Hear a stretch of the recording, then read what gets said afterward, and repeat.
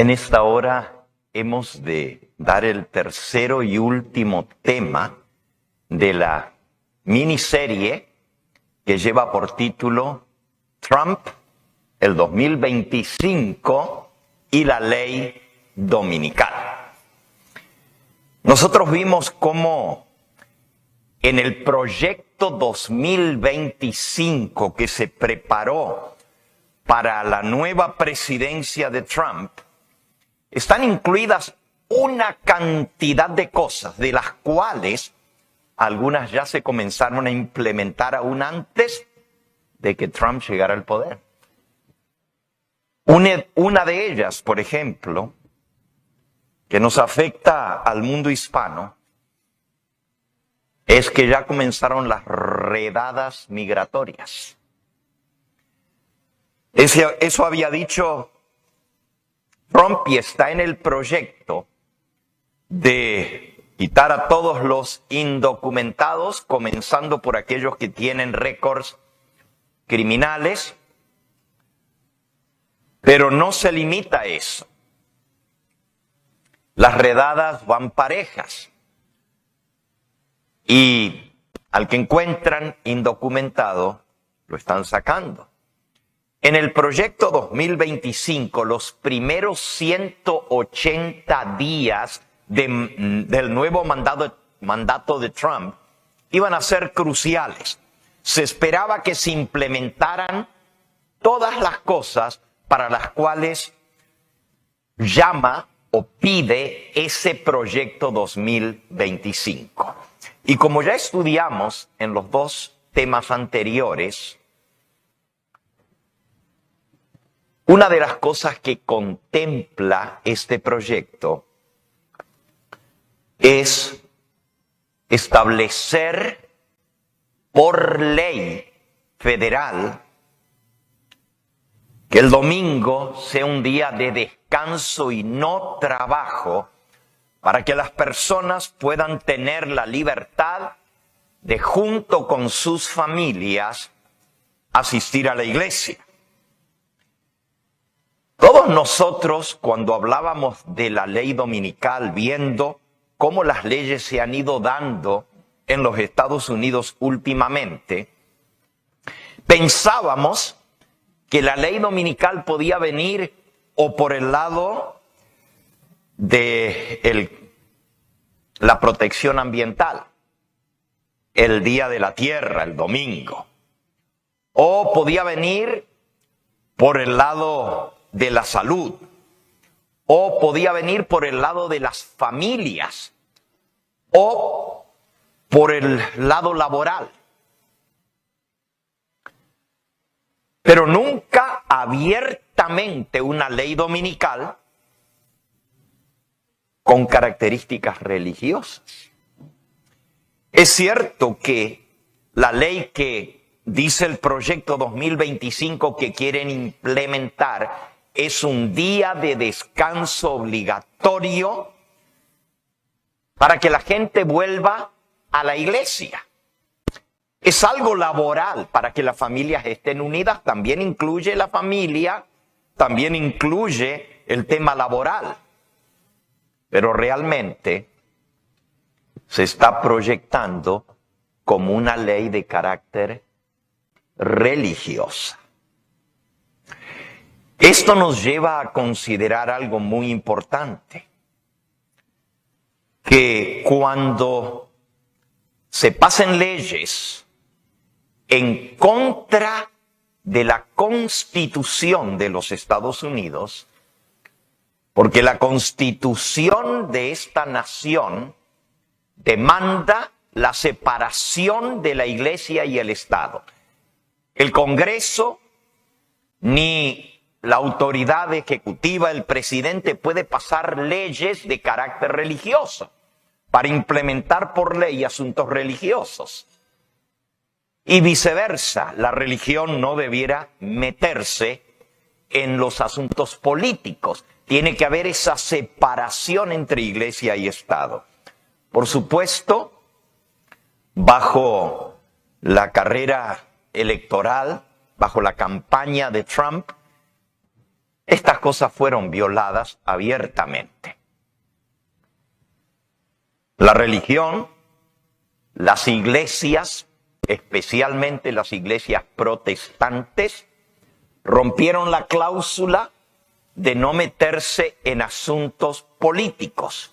Es más, la ley declara que por estar promocionando un candidato pueden perder el estatus no taxable, es decir, el non-profit de las organizaciones religiosas.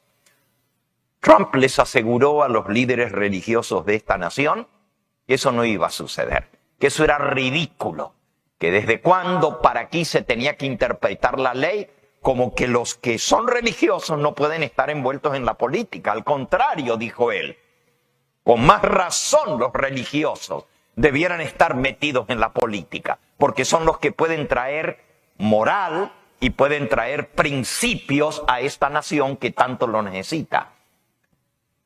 Queremos que la voz evangélica, la voz cristiana, la voz protestante se escuche en Washington.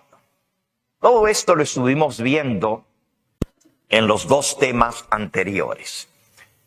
Hoy nos vamos a dedicar al tema en sí de la ley dominical. ¿Qué base bíblica tenemos nosotros como estudiantes de la palabra de Dios para decir que se va a implementar una ley haciendo del domingo un día de reposo obligatorio? ¿De dónde sacamos nosotros esto? ¿Bíblicamente podemos comprobar una ley dominical?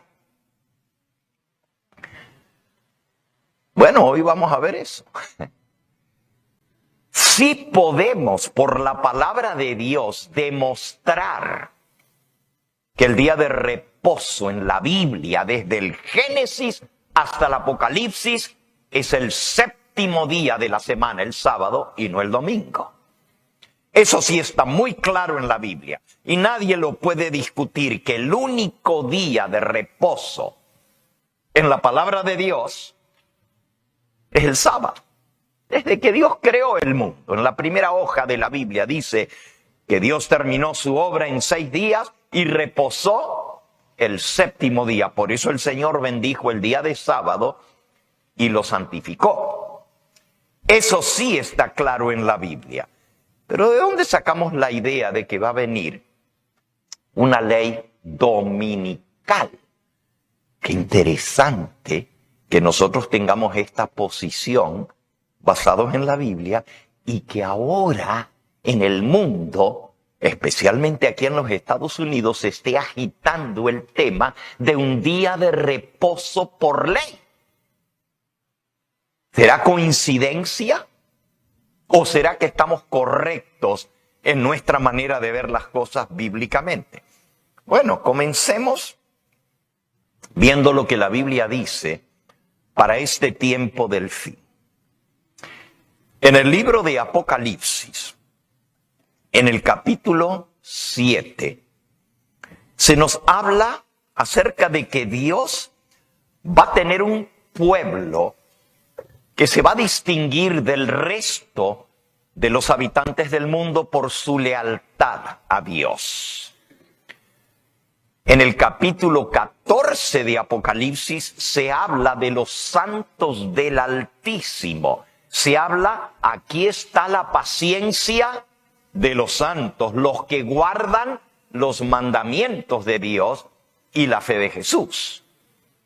Pero en el capítulo 7 específicamente dice que Dios va a señalar, va a sellar, va a marcar a sus hijos que le son fieles. Comencemos por Apocalipsis 7.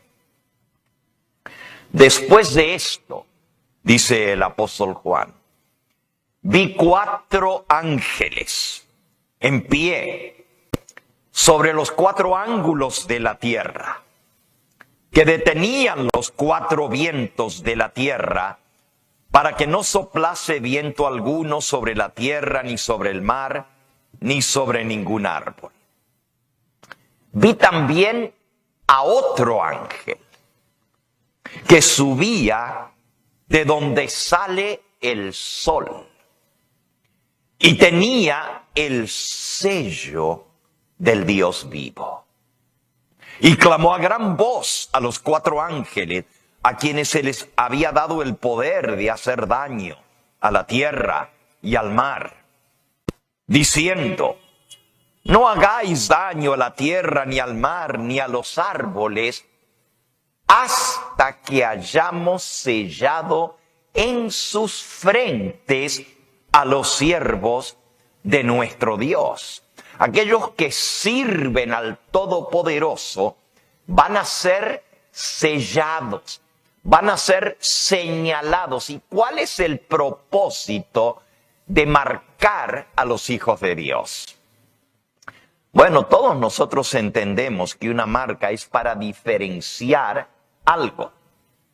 Se marca o se sella a los animales, al ganado, para marcar a quien pertenecen. Y así el sello de Dios va a diferenciar quiénes son los que le pertenecen a Dios y quiénes no. Para eso sirve el sello, para diferenciar pertenencia. Eso lo encontramos en varios lugares en la Biblia. Por ejemplo, en el libro de Isaías, en el capítulo 8. Isaías capítulo 8, dice el versículo 16. Ata el testimonio. Átalo bien para que no se desate. El testimonio es lo que Dios ha testificado por su Espíritu Santo. Este es el testimonio. Ata el testimonio, sella la ley entre mis discípulos. ¿Qué es lo que Dios sella entre los discípulos del Señor? Sella la ley entre los discípulos del Señor. Entonces, ya estamos teniendo una idea. En el libro de Apocalipsis dice que en el tiempo del fin, antes que vengan los juicios de Dios, Dios va a sellar a su pueblo. El instrumento que Dios usa para sellar es el Espíritu Santo. Pero lo que Él graba o sella o marca en nosotros es su ley. Para que seamos obedientes. Y obedientes a la verdad somos purificados del pecado en nuestra vida cuando obedecemos. Ok. Dios entonces va a marcar a su pueblo. La marca sirve para mostrar que le pertenecemos a Él. Pero la marca tiene otro propósito también. La primera es mostrar a quién le pertenecemos.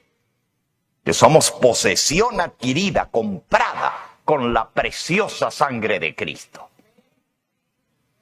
Pero hay otro propósito para marcar, para sellar, para señalar a los siervos de Dios. Vamos de vuelta al libro de Apocalipsis. Apocalipsis capítulo 7, dice el versículo 3. Apocalipsis 7, 3. No hagáis daño a la tierra, ni al mar, ni a los árboles, hasta que hayamos sellado en sus frentes a los siervos de nuestro Dios. ¿Y por qué los ángeles poderosos que sostienen los vientos reciben la orden? Aguanten, no suelten los vientos hasta que le hayamos puesto el sello a los siervos de Dios. ¿Por qué? ¿Qué va a pasar cuando suelten los vientos? Ahí mismo en Apocalipsis explica lo que pasa. En el capítulo 7 está el sellamiento de los hijos de Dios. Pero en el capítulo 8 es cuando comienzan a caer los juicios de Dios. Terribles. capítulo 8 y capítulo 9. Esos juicios previos al cierre de la gracia se llaman las 7 trompetas o los 7 toques de trompeta.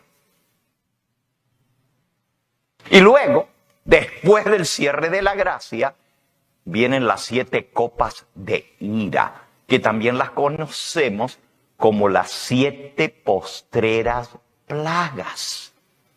Pero si decimos y hablamos de las 7 plagas postreras, es que también hay plagas primeras, y esas son las que anuncian el toque de las 7 trompetas. ¿Qué decía Apocalipsis 7:3? A los 4 ángeles que sostenían los vientos: aguanten, no suelten los vientos. No dejen que sean afectados. Fíjense, lo vuelvo a leer. No hagáis daño a la tierra, ni al mar, ni a los árboles, hasta que hayamos sellado en sus frentes a los siervos de nuestro Dios. Pero cuando comienzan a caer los juicios de Dios, miren lo que pasa. Capítulo 8, versículo 6. Los 7 ángeles que tenían las 7 copas, que tenían las 7 trompetas, se dispusieron a tocarlas. El primer ángel tocó la trompeta y hubo granizo y fuego mezclado con sangre que fueron lanzados sobre la tierra.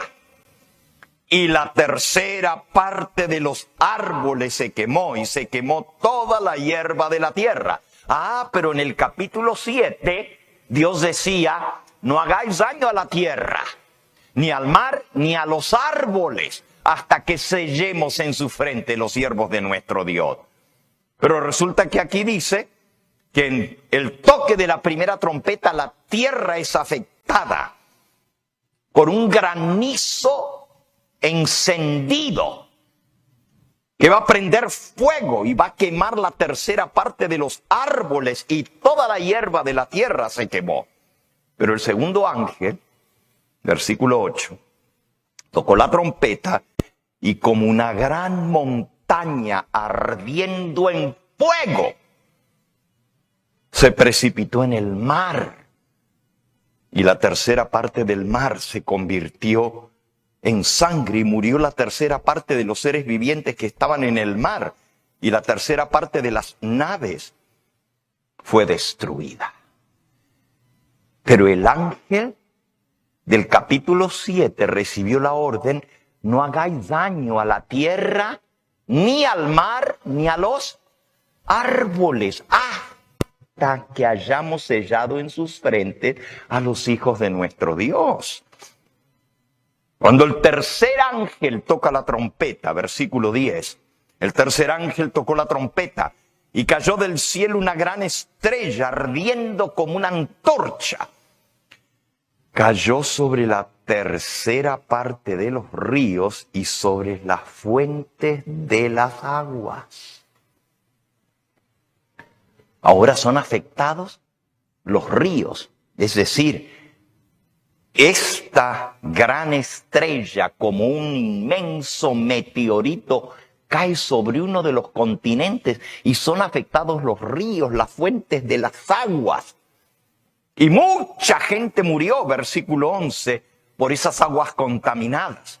Versículo 12, el cuarto ángel tocó la trompeta y fue herida la tercera parte del sol y de la luna y la tercera parte de las estrellas, para que se oscureciese la tercera parte de ellos y no hubiese luz en la tercera parte del día y de la noche.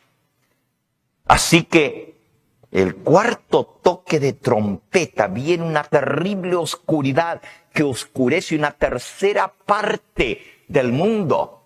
¿Se imaginan cuando no haya sol? No solo el frío que vendrá, pero también no maduran las cosechas. Viene una terrible hambre sobre esta tierra. Versículo 13, y miré y oí a un ángel volar por el medio del cielo diciendo a gran voz: ¡ay! ¡ay! ¡ay de los que moran en la tierra!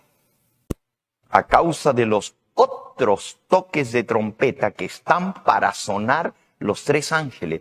Los primeros 4, el primero afecta la tierra, afecta a los árboles, el segundo afecta al mar, el tercero afecta a las fuentes de las aguas y el cuarto afecta a la atmósfera y afecta la luminosidad del sol para que haya oscuridad sobre la tierra. Pero ahora este ángel pasa volando y dice, ay, ay, ay, 3 veces ay, por los que moran en la tierra. Porque los primeros 3 toques de trompeta van dirigidos hacia los elementos de la tierra. Van dirigidos a la tierra, al mar, a los árboles, al sol, la luna, las estrellas, a la atmósfera. Pero los últimos 3 ya no son solo a los elementos de la tierra. ¡Ay de los moradores de la tierra! Los últimos 3 toques de trompeta afectan directamente a los moradores de la tierra. Y ahora vamos a ver cómo funciona el sello de Dios cuando vengan estos terribles juicios. Versículo 1 del capítulo 9, el que sigue. El 5.º ángel tocó la trompeta y vi una estrella que había caído del cielo a la tierra y se le dio la llave del pozo del abismo. Y abrió el pozo del abismo y subió humo del pozo como humo de un gran horno. Y se oscureció el sol y el aire por el humo del pozo y del humo salieron langostas sobre la tierra. Son langostas terrestres, no del mar. Lo que en México le llaman chapulines o en España le llaman saltamontes, parecidos a eso. Y se les dio poder a las langostas, versículo 3, como tienen poder los escorpiones de la tierra. Y se les mandó. Estos entienden. No son chapulines, no son saltamontes, langostas. Esto se les da órdenes y ellos entienden. Se les mandó que no dañasen a la hierba de la tierra, ni a cosa verde alguna, ni a ningún árbol, porque en la primera trompeta fue destruida una tercera parte de los árboles, pero la destrucción que viene después puede destruir el resto. Le dice, no toquen ni la tierra, ahora ya no van dirigidos ni a la tierra, ni al mar, ni a los árboles. No dañen a la hierba de la tierra, ni a cosa verde alguna, ni a ningún árbol, sino solamente a los hombres que no tuviesen el sello de Dios en sus frentes. Resulta que la 5ª trompeta va dirigida a los habitantes de la tierra. Pero esos seres que salen del pozo del abismo, que se les dio poder para hacer daño, no pueden afectar a ninguno de los hijos de Dios que tenga el sello de Dios en su frente. Entonces, el sello de Dios, el sello escatológico, no solamente es una marca de posesión, de pertenencia, que le pertenecemos a Dios, pero también es una marca de protección. Sirve para proteger a los que están sellados. Y miren lo que sigue. Les fue dado a las langostas, versículo 5. No que los matasen a los seres humanos, a los que no tenían el sello de Dios. No que los matasen, sino que los atormentasen 5 meses, 150 días. Y su tormento era como tormento de escorpión cuando hiera el hombre. En aquellos días los hombres buscarán la muerte, pero no la hallarán. Ansiarán morir, pero la muerte huirá de ellos. El aspecto de las langostas era semejante a caballos preparados para la guerra. Ahora las describe. En las cabezas tenían como coronas de oro. Sus caras eran como caras humanas. No son chapulines.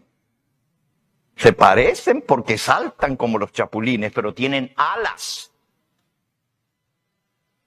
Sus caras eran como caras humanas, tenían coronas de oro sobre sus cabezas.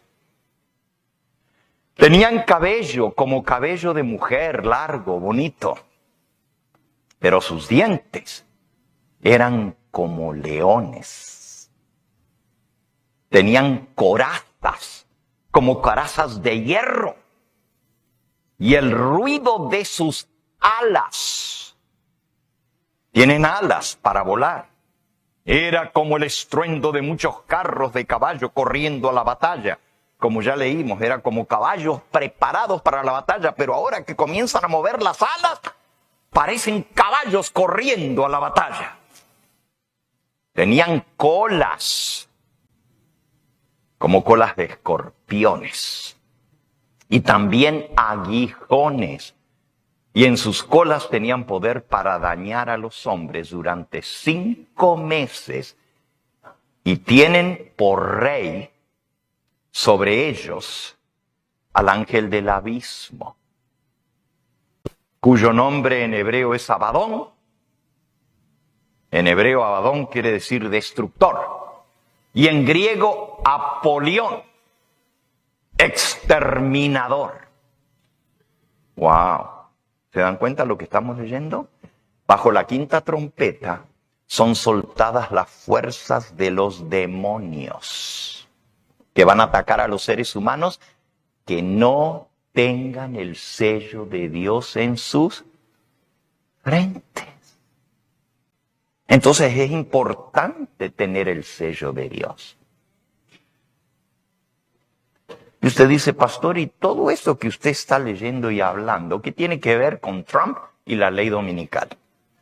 Ahora viene.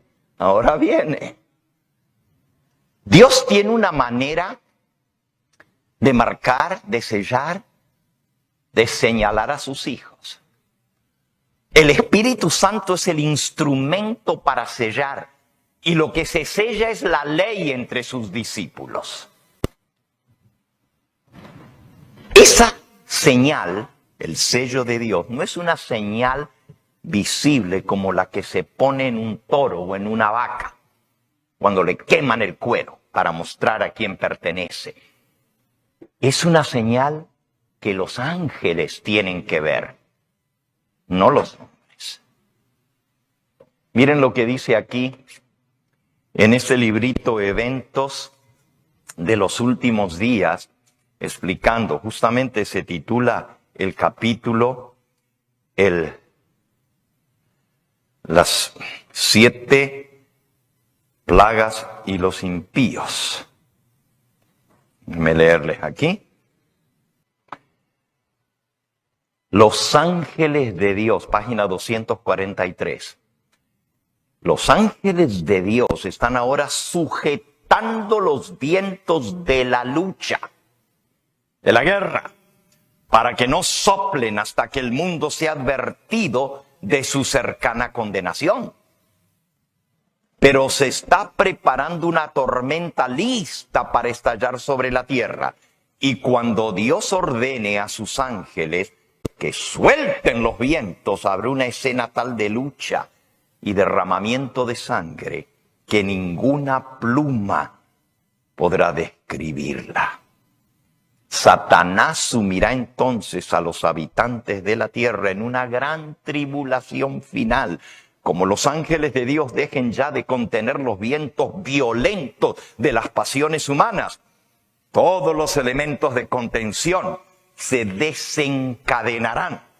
El mundo entero será envuelto en una ruina más espantosa que la que cayó antiguamente sobre la ciudad de Jerusalén.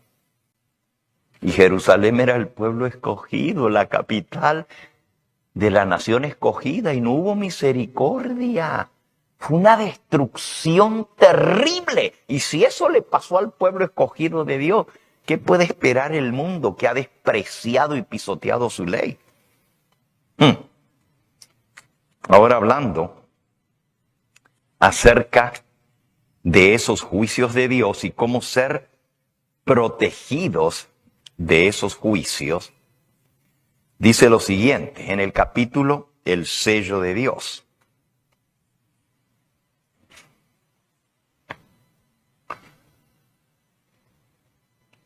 El sello de Dios es puesto sobre la frente de los siervos de Dios para mostrar dónde está su fidelidad a quien obedecen. Tan pronto como el pueblo de Dios sea sellado en su frente, no se trata de un sello o una marca que se pueda ver, sino de un afianzamiento en la verdad, tanto intelectual, la frente, como espiritualmente, de modo que los sellados son inconmovibles, tan pronto como sea sellado el pueblo de Dios, una marca que los hombres no ven. Quienes tienen que ver esa marca son ¿quiénes? Los ángeles.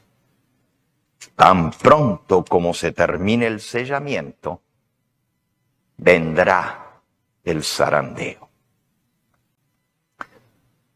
Así que, tanto los ángeles de Dios van a ver esa marca, como también los ángeles del demonio. Porque la orden es: ataquen a todos los que no tengan el sello de Dios en sus frentes. Algo similar está descrito en el libro de Ezequiel, en el capítulo 9. Podemos leer rápidamente Ezequiel capítulo 9. Dice en el versículo 4, le dijo Jehová, este es al ángel que traía el sello de Dios, pasa por en medio de la ciudad, por en medio de Jerusalén, y ponles una señal en la frente a los hombres que gimen y claman a causa de todas las abominaciones que se hacen en medio de ella. Y a los otros dijo, oyéndolo yo, pasad por la ciudad en pos de él, y matad, no perdone vuestro ojo ni tengáis misericordia. Matad a viejos, jóvenes y vírgenes, niños y mujeres, hasta que no quede ninguno. Pero a todo aquel sobre el cual hubiere señal, no os acercaréis, y comenzaréis por mi santuario. Comenzaron pues desde los varones ancianos que estaban delante del templo. Así que no por estar en el templo de Dios, su iglesia, nos vamos a escapar. Hay que tener el sello de Dios. El que no hay señal va a ser cortado. Es grave esto. Es grave. Y cuando terminan de sellar, Dios dice, id en pos de él, matad, no tengáis misericordia. Eso que estamos leyendo en el libro de Ezequiel tuvo un cumplimiento literal. Cuando Ezequiel escribió esta profecía, él se encontraba en Babilonia. Había sido llevado allá deportado, junto con el profeta Daniel. Estaban en Babilonia. La ciudad de Jerusalén todavía estaba en pie, pero se estaban haciendo abominaciones en Jerusalén. Y Dios dijo a través del profeta Ezequiel que Dios le dio la orden al ángel: sellad en su frente a los que gimen y claman por las abominaciones que se están haciendo en Jerusalén. Jerusalén podría haber sido salvada de la destrucción, pero siguieron rebeldes contra Dios hasta que Dios retiró su mano y dijo, eso es lo que quieren, van a recibir lo que ellos quieren. Y así la ciudad de Jerusalén fue destruida. De una manera tal que fue increíble. Las fuerzas del ejército de Nabucodonosor, los babilonios, vinieron, mataron a diestra y siniestra y todos los demás los llevaron cautivos a Babilonia. Se cumplió literalmente, pero a los que tenían el sello de Dios no los pudieron tocar. Entre ellos estaba Jeremías. Jeremías estaba en Jerusalén y cuando vino la destrucción, no dejaron a nadie. Y sin embargo, Jeremías quedó con vida. Dios protegió a su siervo. Esta profecía tuvo un segundo cumplimiento, como ya leímos, en la destrucción de Jerusalén. Y les leo otra cita en referencia a esto en el capítulo El sello de Dios. Dice así.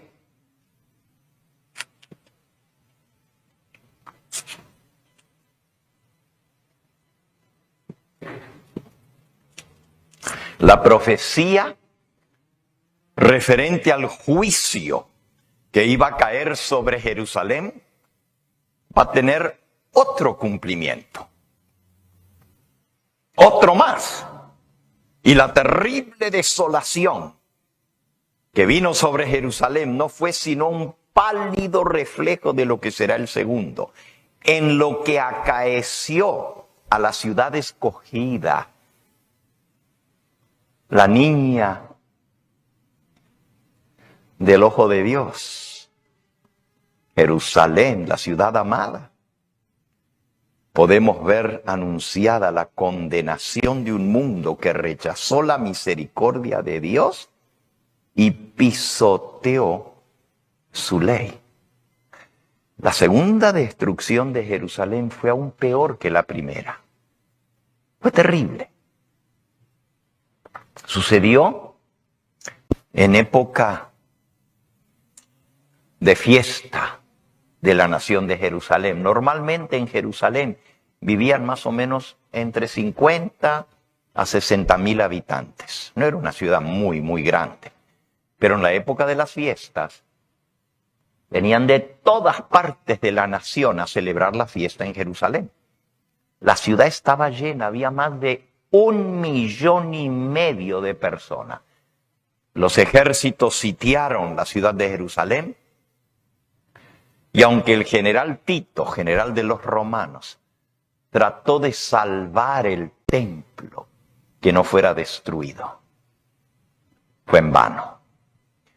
Los judíos creían que si se escondían en el templo o se refugiaban en el templo, no los iban a tocar.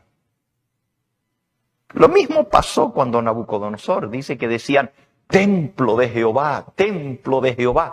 Si nos metemos allí, nos vamos a salvar. Pero la orden de Ezequiel fue, comenzad por los que están en el templo.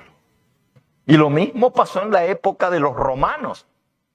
Miren, mataron tantos judíos que la sangre de los judíos corría por las calles de Jerusalén como corre el agua en un día de lluvia copiosa. Se hacían ríos de sangre en la ciudad. Más de 1 millón de judíos perdieron la vida. Las escalinatas del templo de mármol blanco parecían cascadas rojas de sangre. Y los soldados mataban y todavía tenían que seguir pisoteando arriba de los cadáveres para seguir matando, porque la gente se metió en el templo. El templo era grande, lo había empleado el rey Herodes. Y miles de judíos se metieron en el templo, pero un soldado romano echó una tea prendida, una antorcha, y el maderamen del templo se prendió, y cuando el fuego comenzó a quemar el templo, la gente comenzó a salir como las ratas huyen del incendio, como los animales ahora con el incendio de Los Ángeles, ¿verdad? Que andaban por la ciudad los pumas y los racunes y los coyotes y todo huyendo del fuego. Así comenzaron a salir los judíos, y a la salida los estaban esperando los soldados romanos con cuchillos y con espadas para matarlos. Fue terrible. Pero otra vez, los que prestaron atención y obedecieron las palabras del Señor Jesús fueron salvados. No fueron destruidos. Dice aquí en el libro Eventos de los Últimos Días, en la página 13.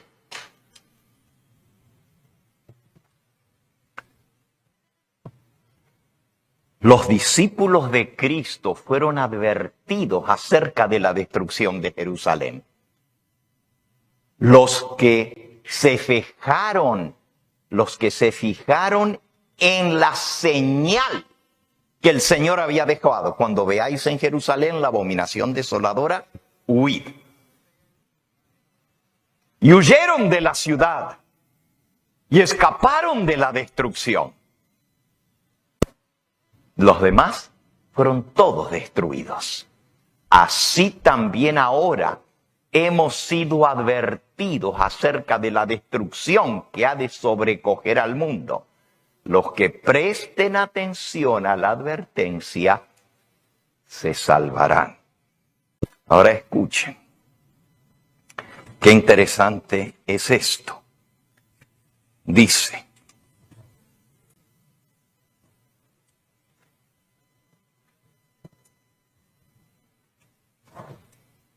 aquí mismo en el libro Eventos de los Últimos Días, en el capítulo 8, dice así: así como el sitio de Jerusalén por los ejércitos romanos fue la señal para que huyesen los cristianos de Judea y se salvaran, así, cuando los Estados Unidos de Norteamérica tomen el poder y pasen el decreto que imponga el día de descanso papal, el domingo, será para nosotros la señal. Será entonces el tiempo de abandonar las grandes ciudades y prepararnos para abandonar los pueblos más pequeños en busca de hogares retraídos en lugares apartados entre las montañas. En el tiempo de angustia, todos huimos de las ciudades. Los malvados nos perseguían y entraban a cuchillo en las casas de los santos. Y cuando estos huían, los malvados los perseguían con intento de matarlos. Pero los cuchillos y las espadas levantadas contra el pueblo de Dios se quebraron y cayeron tan inofensivas como las briznas de paja. Los ángeles de Dios escudaron a los santos para que no pudieran ser tocados por las armas de destrucción. Por más que un decreto general haya fijado el tiempo en que los observadores de los mandamientos puedan ser muertos, sus enemigos en algunos casos se anticiparán al decreto y tratarán de quitarles la vida antes del tiempo fijado. Va a haber un decreto en el cual se les puede quitar la vida a los que no obedezcan la ley impuesta. Pero nadie podrá atravesar el cordón de poderosos guardianes colocados en torno de cada fiel. Algunos serán atacados al huir de las ciudades y las villas, pero las espadas levantadas contra ellos se quebrarán y caerán como si fueran de paja. Otros serán defendidos por ángeles poderosos en forma de guerreros que les saldrán al encuentro a los que los persiguen. Alabado sea el nombre de Dios. ¿Para qué sirve el sello de Dios? Los ángeles ven la marca, dicen, a este no me lo puedes tocar. A este no lo puedes tocar. Y los ángeles del demonio también ven las marcas. Y saben que no pueden atacar a los que tienen el sello de Dios. Ahora, según el profeta Ezequiel, ya leímos en Isaías que lo que está sellado en la mente y en el corazón de sus hijos es la santa ley de Dios. El Espíritu Santo es el que coloca esa ley en nosotros. Ahora, el profeta Ezequiel nos dice cuál es ese sello que tiene la ley cuando es sellada en nosotros. Hay un sello en la ley. Toda ley que no está sellada no tiene valor. Tiene que tener el sello para que tenga validez. También la ley de Dios tiene un sello. Y el sello de Dios trae el nombre, trae el título y trae el territorio de quien dio esa ley. Así como todo sello, el sello del presidente de los Estados Unidos, desde el lunes en adelante, el sello va a decir Donald Trump, presidente. Ahí está su nombre, ahí está su título, presidente de los Estados Unidos de Norteamérica y los territorios afiliados. Entonces, él gobierna sobre Estados Unidos y todos los territorios que le pertenecen a Estados Unidos. Ahí está el nombre, está el título y está el territorio sobre el cual gobierna. La ley de Dios también tiene un sello que trae el nombre, el título y el territorio sobre el cual Dios gobierna. Dice el cuarto mandamiento: acuérdate del día de reposo para santificarlo. 6 días trabajarás y harás toda tu obra, mas el séptimo día es reposo para Jehová, tu Dios. Ahí está el nombre y está el título. Su nombre es Yahweh, Jehová. Y está el título, Dios. Porque en 6 días hizo Jehová los cielos, la tierra y el mar y todo lo que en ellos hay. Ahí está el territorio sobre el cual gobierna Dios. Cielo, tierra, mar y todo lo que en ellos hay. Si tú le quitas el cuarto mandamiento a la ley de Dios, tienes una ley que no tiene valor, que no tiene fuerza, porque no está con el sello de esa ley que nos dice quién tiene el derecho de dar leyes y hacer que se cumplan. ¿Y por qué Dios tiene ley? ¿Por qué Dios tiene el derecho de establecer la ley sobre los seres humanos? Porque Él es el creador, porque Él es el Dios de los cielos y de la tierra. Y el que nosotros le obedezcamos es señal de lealtad al creador. Pero de todos los mandamientos hay uno que muestra que le reconocemos como Dios creador y redentor. Y ese mandamiento es el que nos manda a guardar el sábado. Porque a través de él reconocemos que Dios nos dio la vida y también dio la vida de su Hijo para redimirnos. Entonces, veamos cuál es esa señal específicamente ya dicho en la Biblia. Ezequiel, vamos de vuelta a Ezequiel. Ezequiel escuchó que Jehová le decía a los que iban a destruir: pasen detrás del ángel que puso la señal en la frente y maten y no tengan misericordia. Pero a todo aquel que tenga señal no os acercaréis. ¿Y cuál es esa señal? El mismo libro de Ezequiel, dando vuelta unas 3-4 páginas adelante, dice en Ezequiel capítulo 20 y versículo 12. Les di también mis sábados. Les di también mis ¿qué? Mis días de reposo, para que fuesen por señal entre mí y ellos, para que supiesen que yo soy Jehová que los santifico. El mismo profeta Ezequiel nos dice cuál es la señal entre Dios y su pueblo. Les di mis días de reposo, mis shabbats, mis sábados, para que fuesen por señal. Entonces, ¿cuál es la señal? Dios nos la dio. Les di mis días de reposo. Y el versículo 20, ¿qué dice? Versículo 20, allí mismo. Santificad mis sábados y sean por señal entre mí y vosotros, para que sepáis que yo soy Jehová vuestro Dios. Así que el sábado es la señal entre Dios y su pueblo. ¿Entendemos nosotros, por la palabra de Dios, que Dios tiene mucho pueblo en Babilonia? Babilonia representa la confusión de religiones que hay en el mundo. Y el mensaje del tercer ángel los llama a salir. Se repite el mensaje de los tres ángeles en Apocalipsis 18, con el cuarto ángel que dice: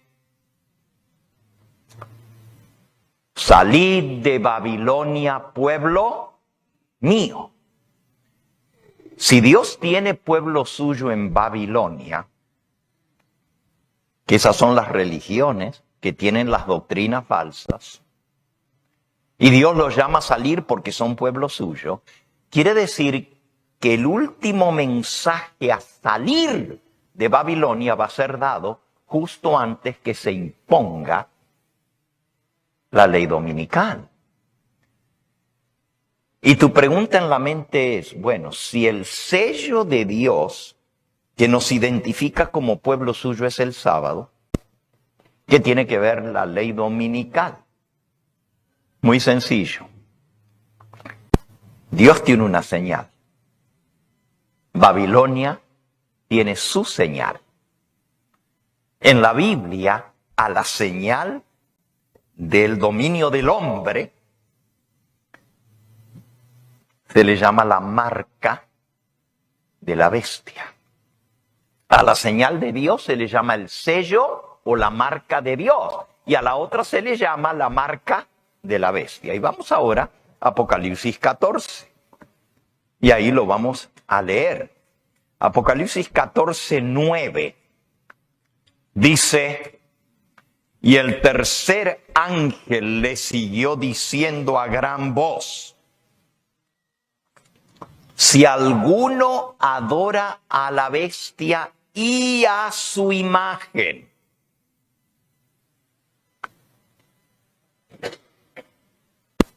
y recibe la marca en su frente o en su mano, él también beberá del vino de la ira de Dios, que ha sido vaciado puro en el cáliz de su ira, y será atormentado con fuego y azufre delante de los santos ángeles y del Cordero.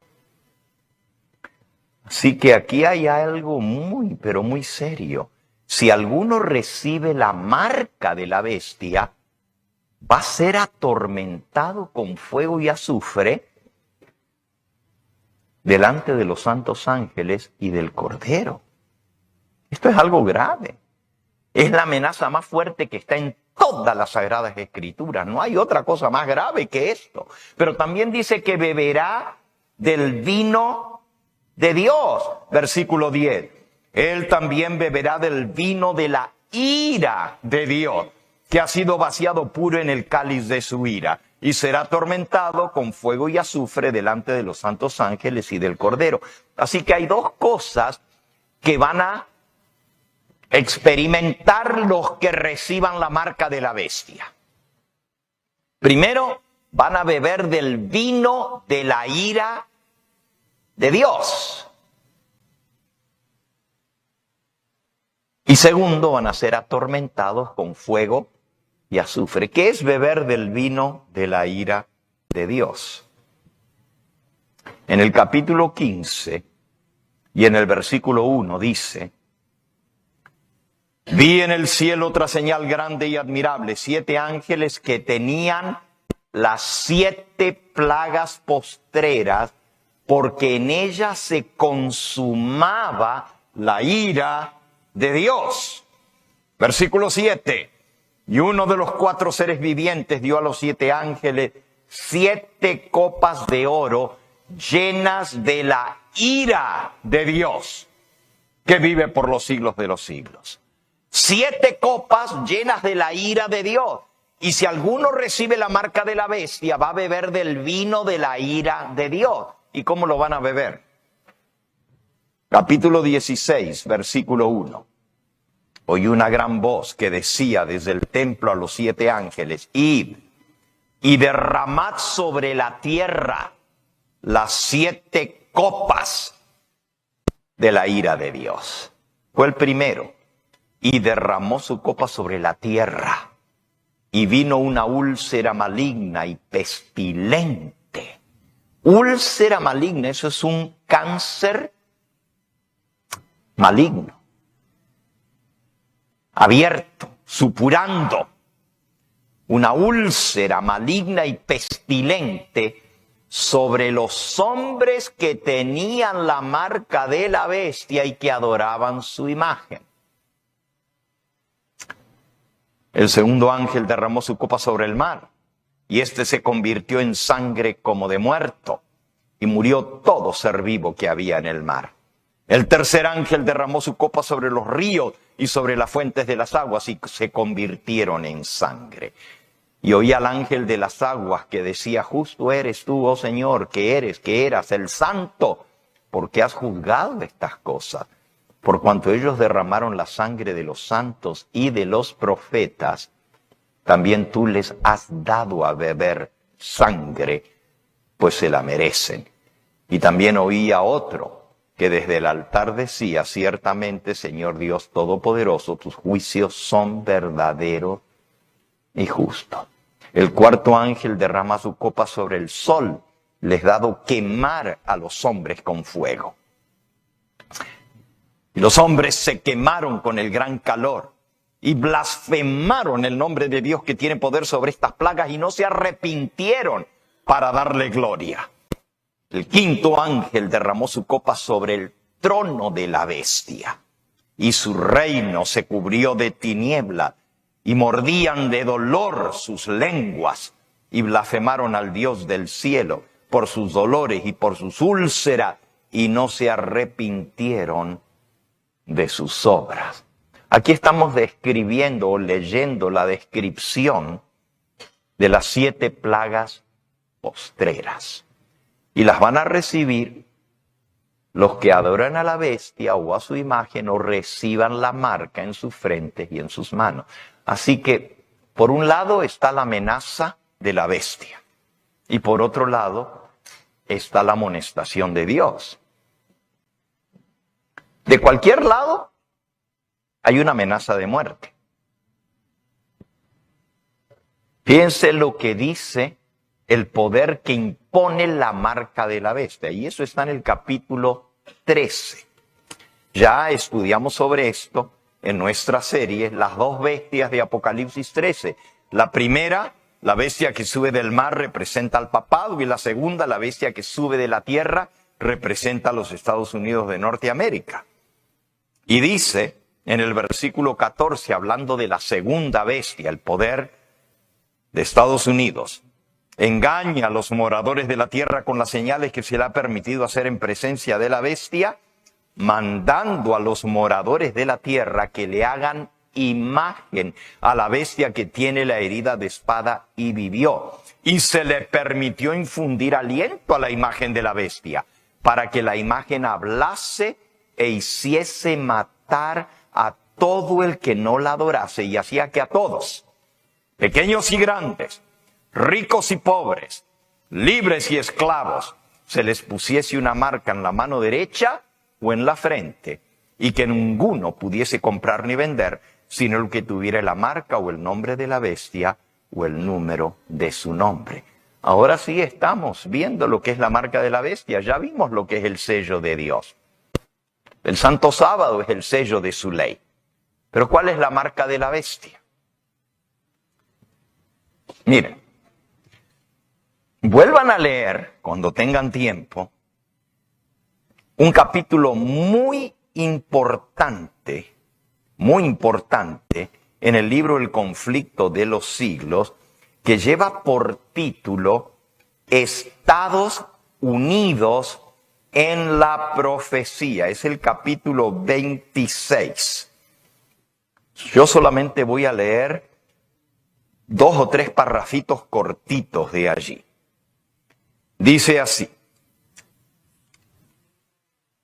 Estados Unidos en la profecía.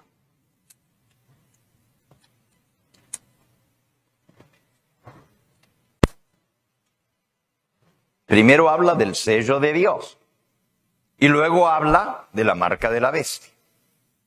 Dice: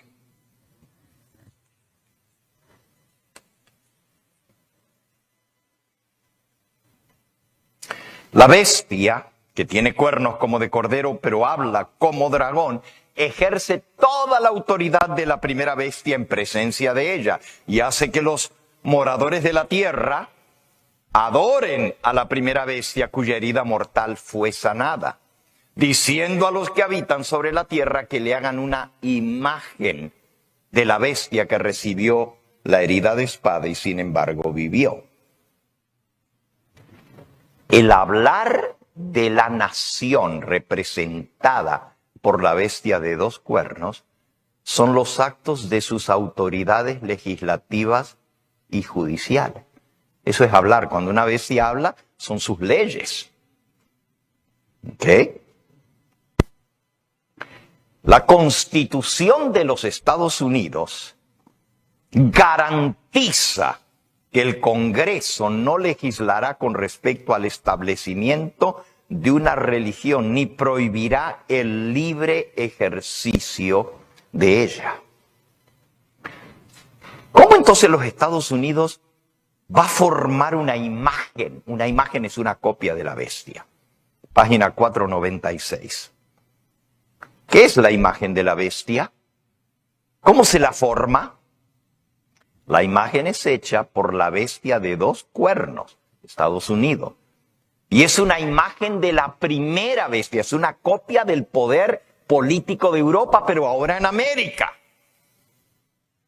Así que para saber a qué se asemeja la imagen y cómo se formará, debemos estudiar los rasgos característicos de la primera bestia, el papado, porque Estados Unidos va a ser una copia del sistema papal. Cuando la iglesia primitiva se corrompió al apartarse de la sencillez del evangelio y al aceptar costumbres y ritos paganos, perdió el espíritu y el poder de Dios y para dominar las conciencias buscó el apoyo del poder civil. El resultado fue el papado, es decir, una iglesia que dominaba el poder del Estado y se servía de él para promover sus fines y especialmente para perseguir a los herejes. Usaba el Estado para que mataran a los que disentían con la iglesia establecida.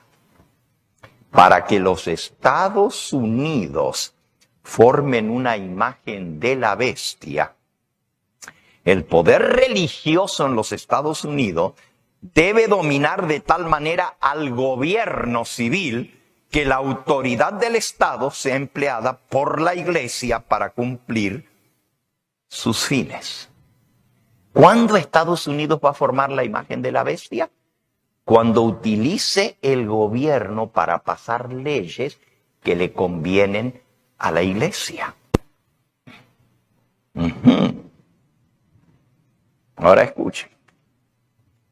Cuando las iglesias principales de los Estados Unidos, iglesias protestantes, uniéndose en puntos comunes de doctrina, la inmortalidad del alma y la santidad del domingo. Porque todas guardan el domingo, igual que el catolicismo romano. ¿Y cuál base tienen en la Biblia? Ninguna. ¿De dónde sacaron el domingo? No está en la Biblia. Cuando las iglesias principales de los Estados Unidos, uniéndose en puntos comunes de doctrina, influyan sobre el gobierno para que imponga los decretos y las instituciones de esas iglesias, entonces la América protestante habrá formado una imagen de la jerarquía romana. La imagen de la bestia representa la forma de protestantismo apóstata que se desarrollará en los Estados Unidos cuando las iglesias protestantes se apoyen en la ayuda del poder civil, del gobierno, para la imposición de sus creencias. ¿Y cuál es la creencia que caracteriza al catolicismo romano? Que es la primera bestia, su marca de autoridad. ¿Y cuál es la misma característica que tienen las iglesias protestantes? El domingo. Sigue diciendo aquí, el rasgo más característico de la bestia del papado y también de su imagen, la copia, es la violación de los mandamientos de Dios. Una imposición del domingo daría honor supremo al poder que introdujo ese cambio. Y no fue Cristo ni los apóstoles, ni está en la Biblia, lo introdujo el papado. Tal acto de obediencia a una ley que hace del domingo el día de reposo sería señal de sumisión al Papa en lugar de sumisión a Dios. ¿Qué es, pues, el cambio del día de descanso, sino la señal o marca de autoridad de la Iglesia romana? La Iglesia romana lo declara.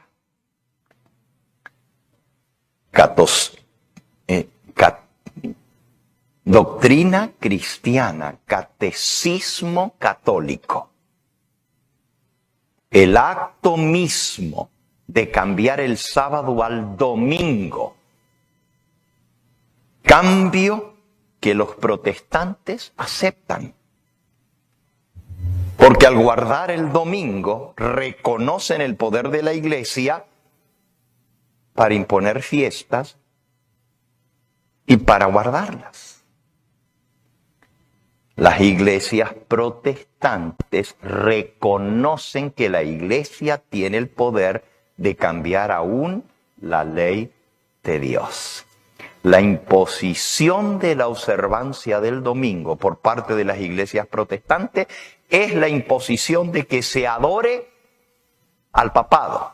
Es decir, el que se atrevió a cambiar el sábado al domingo.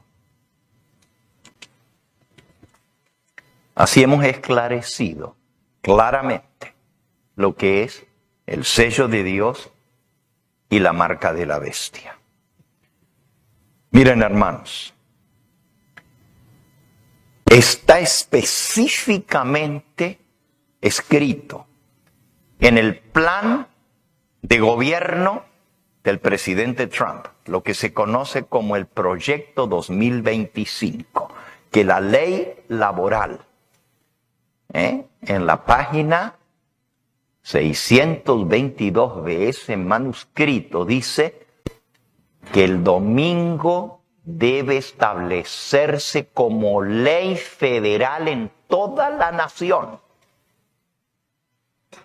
Trump contesta esto.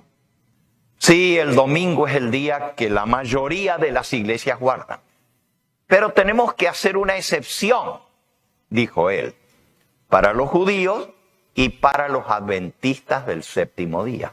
Y nos mencionó por nombre. Esto es Trump.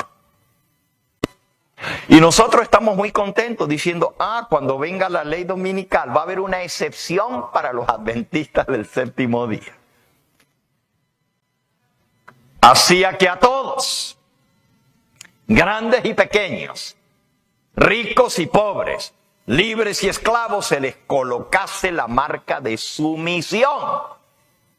Y el que no la reciba será digno de muerte. La Biblia no falla.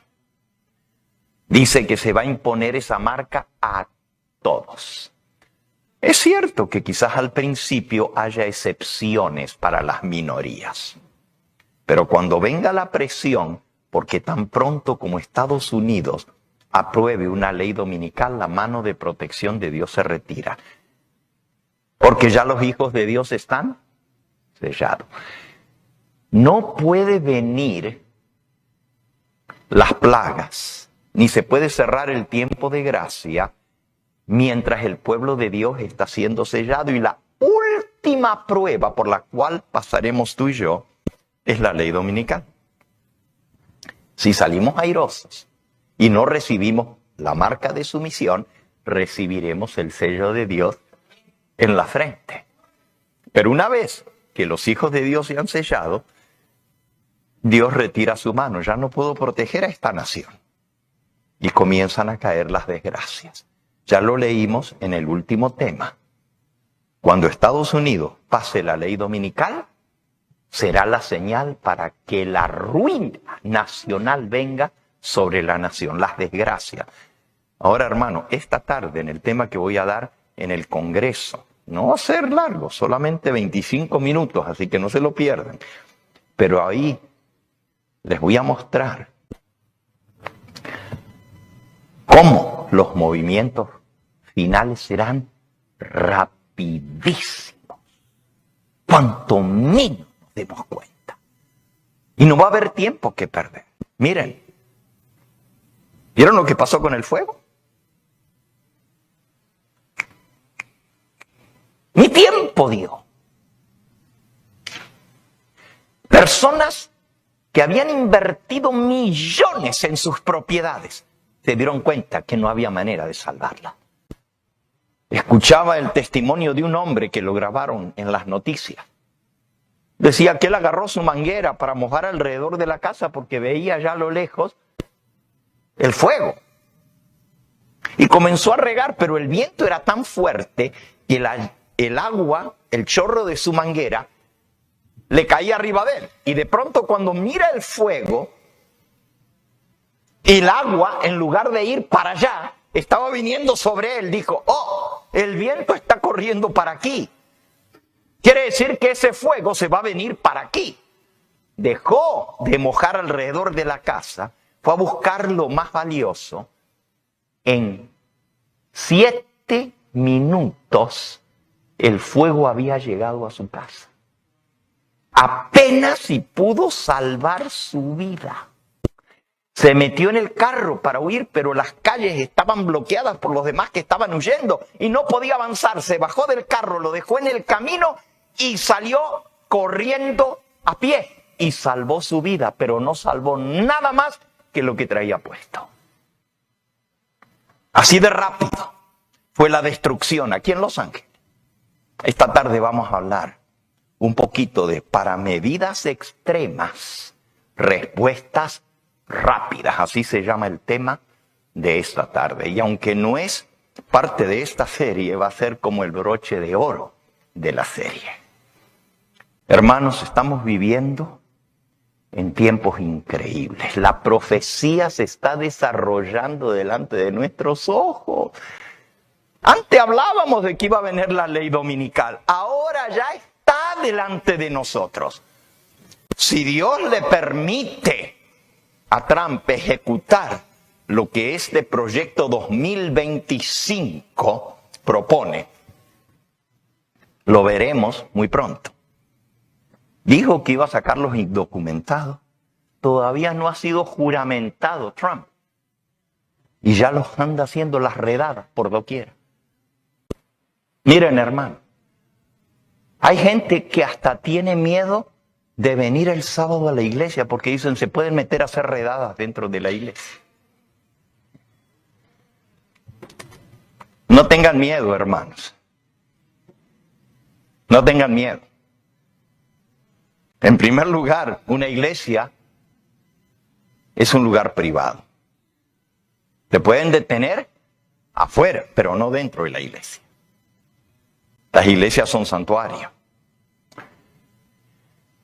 Pero yo no estoy hablando de eso. Estoy hablando, hermanos, de que Trump está cumpliendo lo que dice el proyecto. Y el proyecto dice que en los primeros 180 días de su mandato vamos a ver implementadas las cosas que dice el proyecto 2025. Ya las vamos a ver. No necesitamos 4 años para ver lo que va a hacer Trump. En los primeros 6 meses vamos a ver. El tiempo en que estamos viviendo es un tiempo en que los profetas de antaño que escribieron estas cosas quisieran estar vivos. They would love to be alive to see the fulfillment of their words. Les encantaría estar vivos ellos ahora para ver que las profecías que Dios les dio se están cumpliendo. Y nosotros aquí estamos, viéndolas y todavía no queremos creer. Que Dios despierte a su pueblo. Y esta tarde vamos a ver el tema y comienza a las 3, no a las 5 ni a las 4, a las 3, después de la comida. Para emergencias, medidas rápidas. Y eso es lo que como pueblo tenemos que hacer si viene la emergencia. Yo quiero invitarles a ustedes a reconsagrar su vida a Dios hoy. De nada sirve conocer todo esto si no estamos en correcta relación con Cristo. Lo más importante ahora es tener una relación vital con el Señor Jesús. Estar en comunión con Él diariamente a través de la oración, a través del estudio de su palabra y haciendo lo que Él nos mandó a hacer. Cumplir la misión que Él nos dio.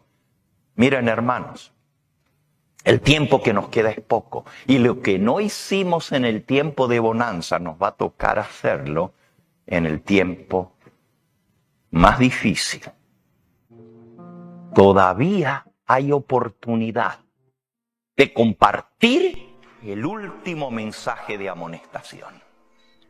Todavía el Señor nos ha dado este respiro de libertad. No va a durar mucho. No va a durar mucho. Y este es el momento de entregarle al Señor nuestra vida por completo. ¿Quieres consagrarte a Él? ¿Quieres decirle, Señor, no voy a esperar más? Llegó el momento en que mi vida te la voy a poner en tus manos para hacer lo que tú me has llamado a hacer. Todo lo de este mundo no vale nada. Miren, los más ricos de California han perdido todo lo que tenían. ¿Y tú crees que amontonando esto y aquello y trabajando más y más vas a salvar aquello por lo cual le estás dando tus energías, tu fuerza, tu salud? ¿Vale la pena? ¿Qué no vale la pena servir al Dios vivo? Las promesas de Él son más grandes que las que esta vida te pueda dar.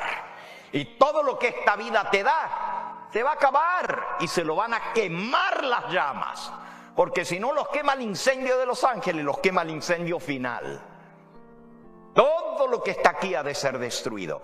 El apóstol Pedro, y con esto termino, dice en Primera de Pedro, capítulo 3, versículo 9 en adelante. Segunda de Pedro, capítulo 3. Y vamos a leer desde el versículo 9 en adelante. Y dice: el Señor no retarda su promesa, como algunos la tienen por tardanza, sino que es paciente para con nosotros, no queriendo que ninguno perezca, sino que todos procedan ¿al qué? Al arrepentimiento. Pero el día del Señor vendrá como ladrón en la noche, cuando menos lo esperas, en el cual los cielos pasarán con gran estruendo y los elementos ardiendo serán deshechos, y la tierra y las obras que en ellas hay serán quemadas.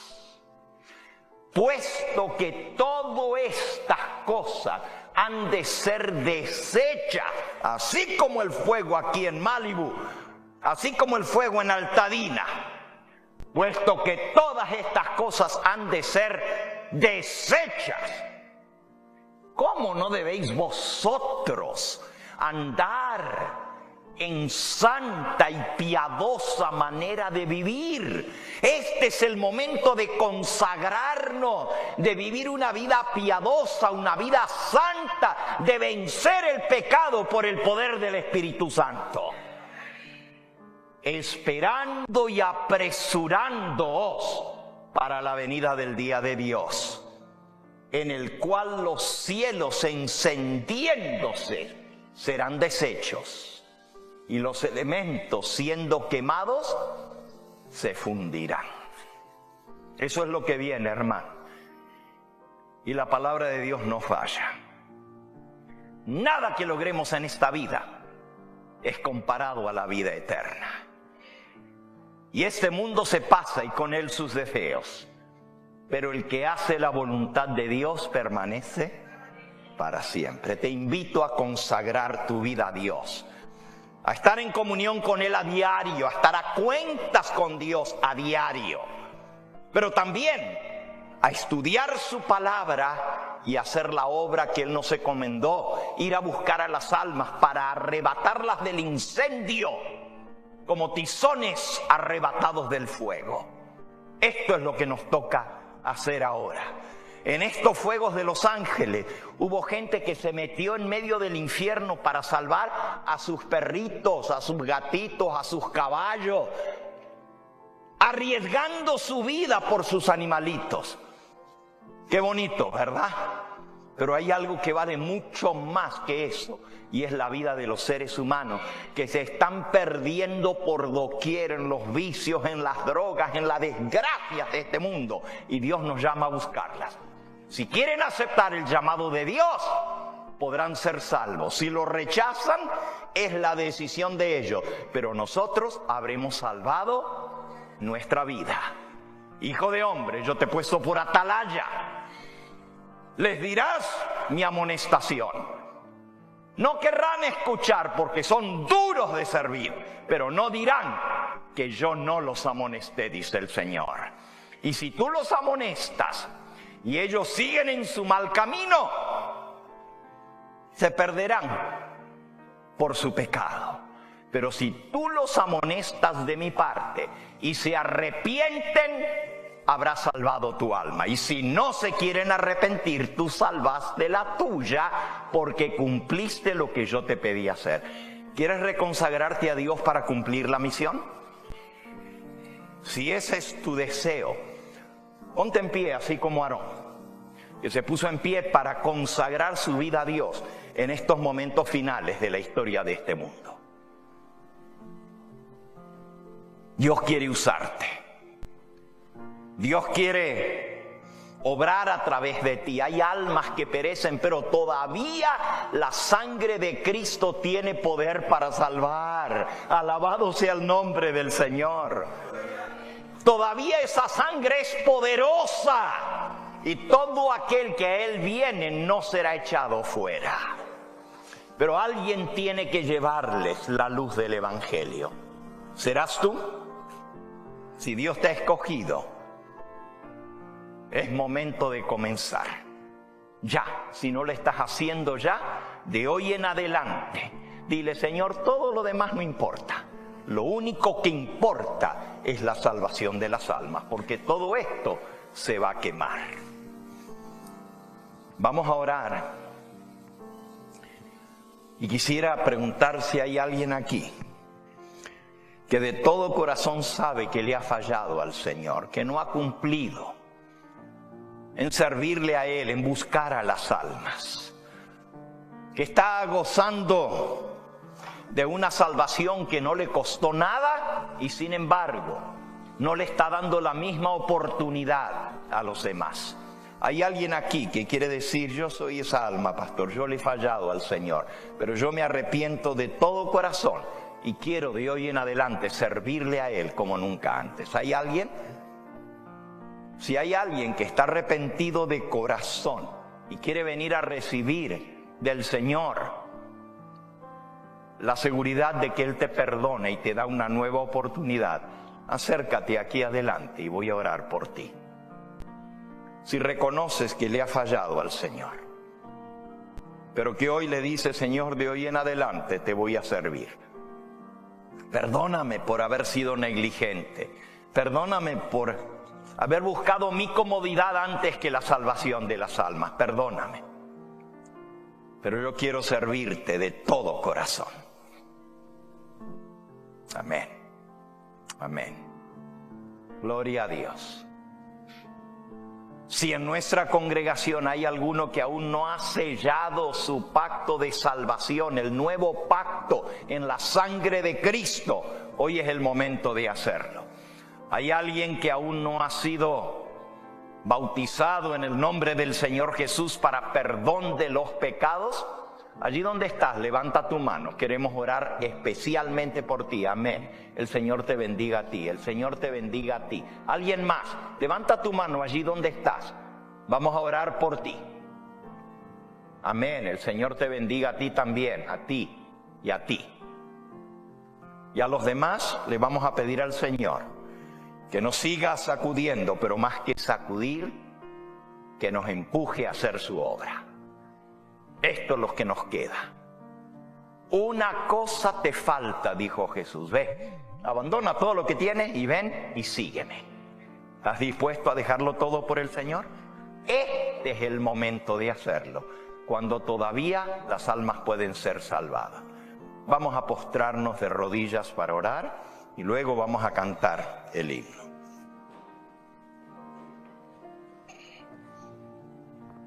Tú que me estás viendo por el canal, el Espíritu Santo ha tocado tu corazón también. Donde quiera que estés, conságrate a Él y dile: Señor, cuenta conmigo. De hoy en adelante te voy a servir como nunca antes, ya que el tiempo es tan corto. Este es el momento de servirte, Señor. Únete a mí en esta oración. Pastor Obando, ¿podría hacerse aquí a un ladito? Porque la cámara está enfocando aquí. ¿Puede pasar aquí a este lado? Gracias. Amante Padre Celestial, aquí estamos delante de ti, arrepentidos por nuestra indolencia, porque pasan los días, las semanas, los meses y la misma rutina. Hemos recibido una salvación tan grande, un mensaje tan precioso, y no lo hemos compartido. Venimos arrepentidos, reconociendo nuestra negligencia y pidiéndote que tú nos perdones.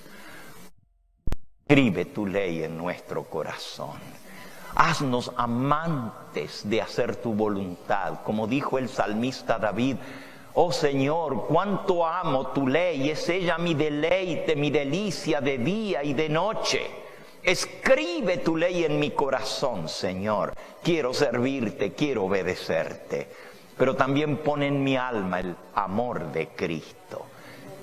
Que esto lo haga no por ganar un cielo o por evitar un infierno. Que lo haga porque te amo de corazón, Señor. Porque quiero agradarte a ti, así como fue nuestra lección de escuela sabática. ¿Qué hacer para agradar a Dios? Te pido, Señor, que pongas en mi corazón el mismo amor que tuvo tu Hijo al venir a esta tierra a salvarnos. El amor por las almas que perecen. Despierta en nosotros ese deseo de buscarlas y traerlas a los pies de Cristo. Y ayúdanos a testificar sin temor, porque no hay nada que perder. Nos pueden quitar la vida, pero no la vida eterna. Sella esta decisión. Bendice a los que levantaron su mano, que aún no han tomado el paso de sellar su vida con Cristo a través del bautismo. Y permite que muy pronto, en el próximo bautismo, puedan tomar este paso para ser parte de tu pueblo que recibe la marca, que recibe la señal de que tú eres nuestro Dios en nuestra vida y que te obedecemos. Tráenos de vuelta en las horas de la tarde para seguir escuchando tu palabra. Lo pedimos en el nombre de Cristo Jesús. Amén.